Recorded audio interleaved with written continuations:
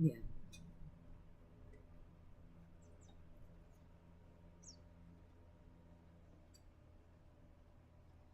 Sandali.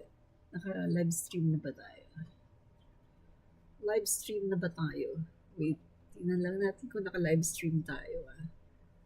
Oh, ito pala. Ayan, ayan. Yan, live stream na tayo.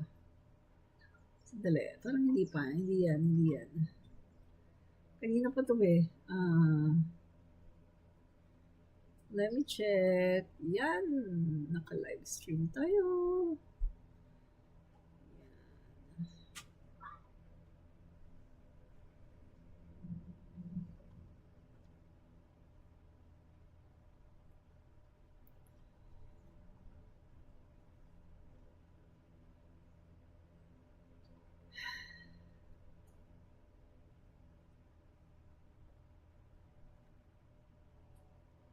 Yan. So, mga kaibigan, live stream po tayo no, sa ating YouTube channel. Live po tayo ngayon sa ating YouTube channel. Yan. So, lakasan lang natin. Yan. Okay, nilakasan ko lang. Yan. Okay.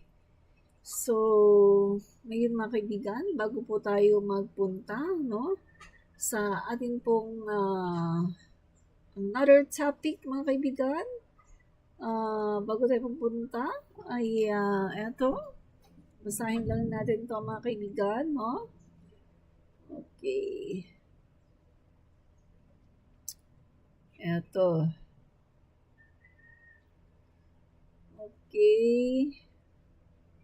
Ito, Republic of the Philippines, House of Representatives. Ano ba to? Sandali guys, tingnan nga natin itong dokumento na to. Tingnan muna natin itong dokumento na to. Ano ba to? Wait po, tingnan natin sa may picture. Sa may picture, tingnan lang natin yung dokumento. Sandali guys. Ito. Oh.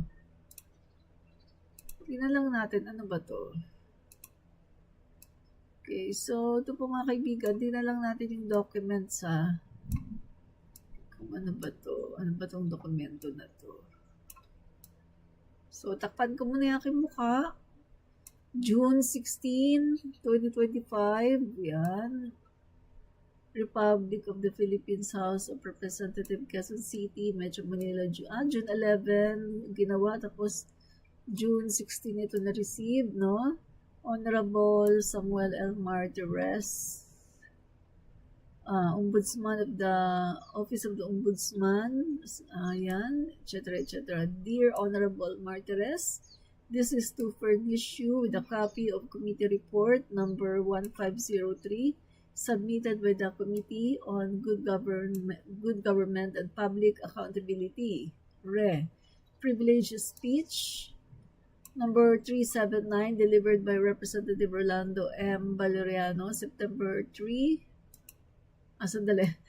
Wait guys hindi nyo pala nakikita. Wait, ulitin ko po. Yan. So, ito na po yan. Takpan ko muna yung aking sarili Takpan ko muna aking sarili. Yan. Okay, so, House of the Representative. Yan. And then, Honorable Samuel L. Martires, Ombudsman, Office of the Ombudsman. Yan. Blah, blah, blah. So, galing po ito, no? Ito po yung naka-address sa Office of the Ombudsman. And then, nakalagay dito. Dear Honorable Martires, this is to furnish you with a copy of Committee Report number 1503 submitted by the Committee on Good Government and Public Accountability. Yan. So, privileged speech number 379 delivered by Representative Rolando M. Valeriano, September 3, 2024. Called for an inquiry in aid of legislation on asserting the power of the purse of Congress and motu proprio on the failure of the Department of Education to deliver computer units in good condition to end user and other issues plaguing the agency budget utilization, the findings and recommendations of the Committee on Good Governance and Public Accountability. Yan po, respectfully yours, Reginald S. Velasco, Secretary General. Yan, so sa Committee on Good Government and Public Accountability. So, ayan. Yan po mga kaibigan, no? So, ito po yung naka-address po sa Honorable Samuel L. Martires tuloy. So, yan mga kaibigan na, kita nyo na. Huwag natin. Yan, okay. So, yan po mga kaibigan na, pinadala po ng House of Representatives sa Ombudsman.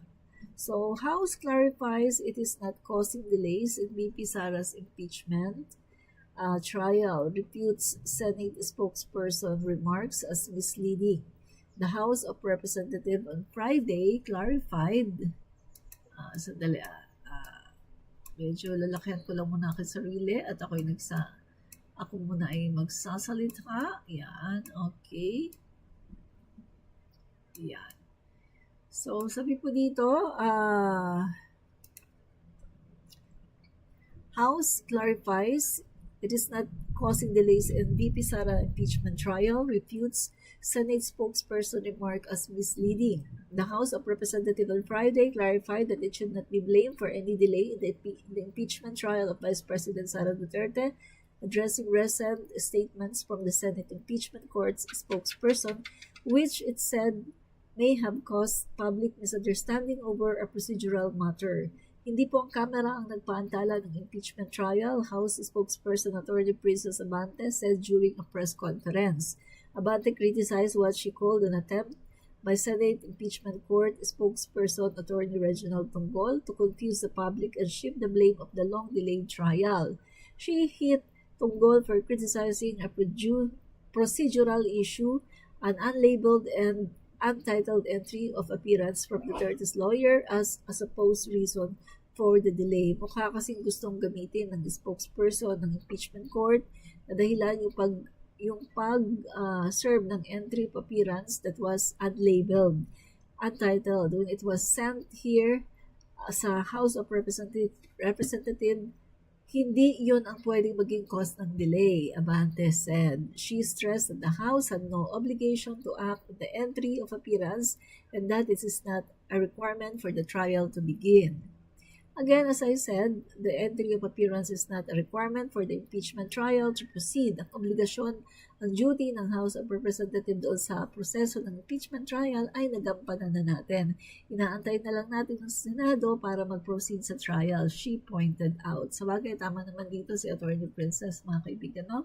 Tama talaga siya dito. Yun ang tingin ko na wag nating lituhin ang tao, no? Sabi po niya, wag nating lituhin ang tao.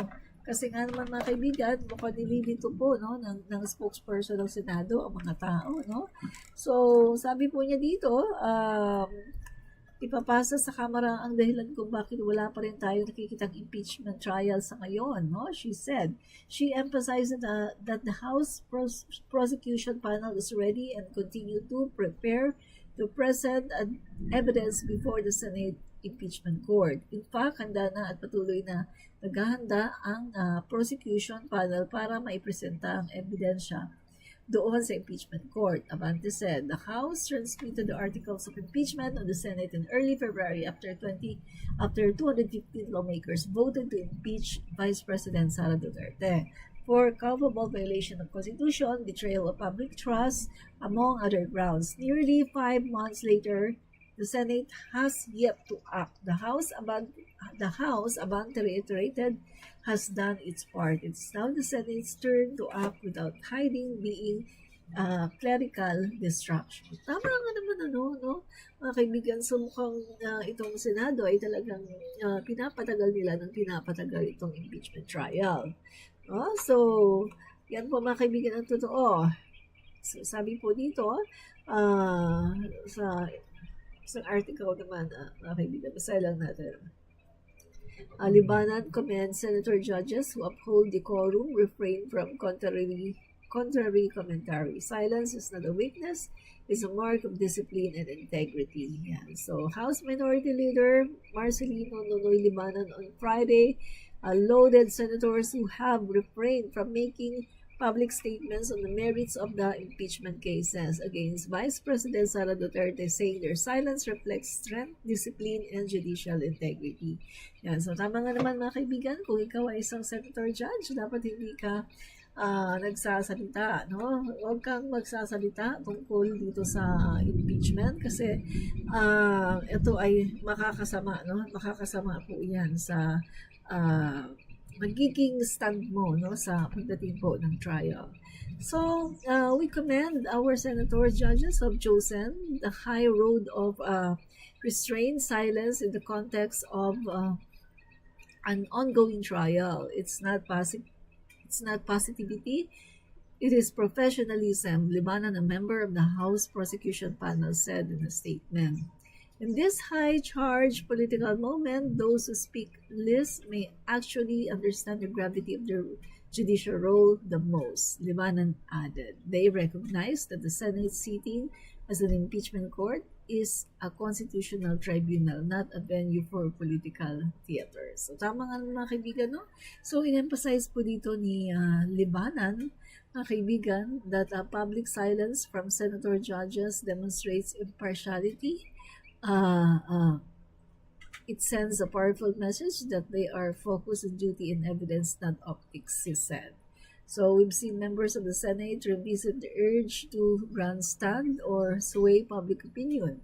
Their restraint helps preserve the credibility of the impeachment process and protects it from being undetermined or undermined by accusation of bias or prejudice or prejudgment, Libanan noted. So he cited the Constitution demand the neutrality from judges in any legal or quasi-legal proceedings. Every statement is a potential challenge of fairness inside. No? So, kailangan dito mga kaibigan, no? The discipline shown by some senators is therefore not just admirable, it's essential, he stressed. Libanan, who represents the four-piece party list, urge others to follow this example. And we urge all senators, senator judges to uphold the same level of discretion. Let the facts and the Constitution, not noise, shape the outcome of this process, he said. So he concluded by saying, we thank those who lead by quiet example. In moments like this, silence is not weakness, it is a statement of integrity. Yan, tama nga naman mga kaibigan, no? Kailangan po ay tumigil na po sa pagsasalita, no, mga kaibigan, lalong-lalo na kung yung sinasabi mo naman ay kitang-kita naman ang pagiging bias mo, no? So, ito pa mga kaibigan, no, sa isang press conference, mga kaibigan, itong si Amy Duterte, no, sabi po niya, stop pointing fingers, we delivered on San Juanico Bridge, no? Sabi po dito ng House of the Representatives, sabi po ng spokesperson, attorney Princess Abante, stop pointing fingers, we delivered on San Juanico Bridge, no? So, the House of Representatives on Friday fired back at Senator Amy Duterte for reflecting responsibility over the upkeep of San Juanico Bridge, asserting that lawyers should focus on solutions instead of pointing fingers and reminding her that House has long initiated funding for the landmark infrastructure. Dali lang, disclaimer lang muna, no? So, Amy Duterte po ang tawag ko sa kanya. No? Sorry po pero ang tawag ko po sa kanya ay Amy Duterte, para po sa akin hindi po siya Marcos. No?